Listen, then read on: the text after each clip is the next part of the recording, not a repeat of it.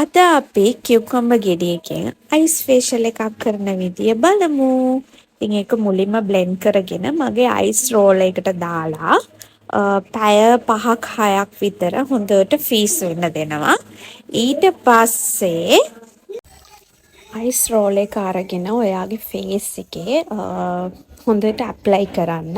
ඉතින් මේකෙන් ඔයාගේ ෆේස් එකේ තියෙන පිම්පල්ස් අඩු කරගන්න පුළුවන්, ඇස් යට කළු ගතිය අඩු කරගන්න පුළුවන්, ෆේස් එකේ ඩල්නස් එක සම්පූර්ණයෙන් නැති කරගන්න පුළුවන්. ඒ ඇයි කිව්වොත් මම ට්‍රැවල් කරපු හින්දා මගේ ෆේස් එක ක්ලයිමේට් එකට හොඳටම ඩැමේජ් වෙලා තිබ්බේ.